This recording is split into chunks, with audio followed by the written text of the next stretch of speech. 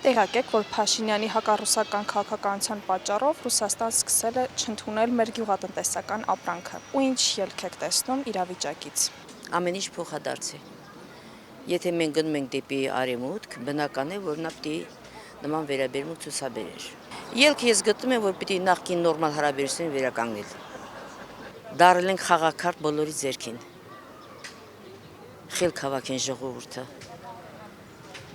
Ես չեմ ասում, թե ռուսը իդեալական է, ոչ, համենայն դեպս նա մեր գլուխը չի կտրի ու գնդակ չի խաղա։ Ոնց որ թուրքերն էին անում։ Համենայն դեպս նա հայի գլուխը քնաստեղը չի կտրի։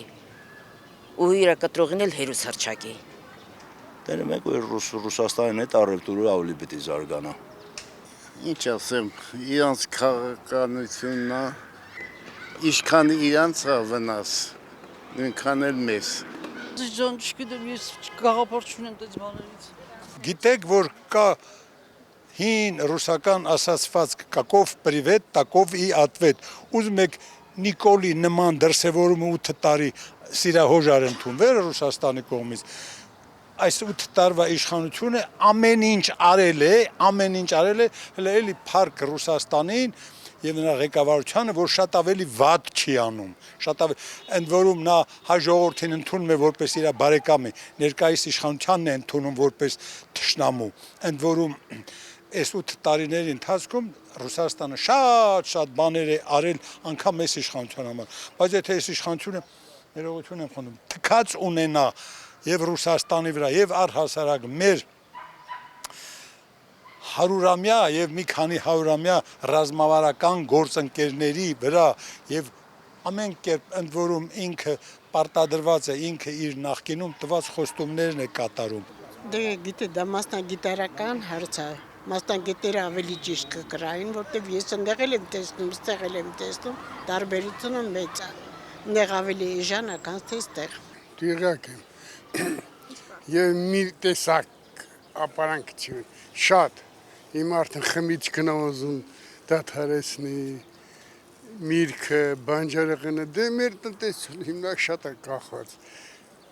ռուսական շոկայից։ Պետք է շարունակեն բարեկամական հարաբերություններ, դիվանագիտական ճանապարհը, ուրիշ ճանապարհ չկա, այստենց կլոր սեղանի շուրջը խոսան, ուրիշ ճանապարհ կա, դիվանագիտական։ Ինչ կարծիք պետք է ունենամ, իհարկե շատ վատ է։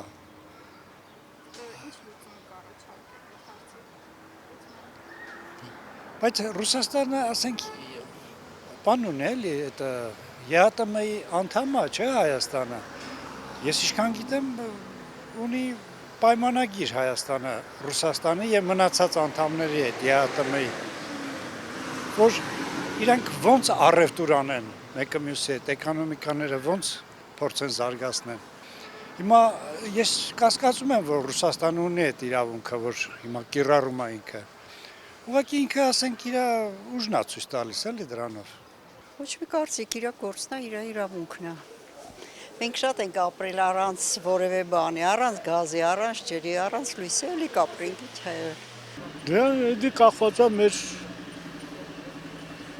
բաներից։ Դե որ կողմ ենք այդ գնալու։ Եվրոմիություն թե ԵՄՏՄ։ Առաջադեմ ունեմ, որ պետք է մնա ԵՏՄ-ում։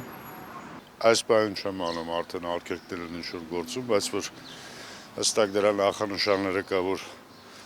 այս կուրսը վերցնի այսօրվա այսպես կոչված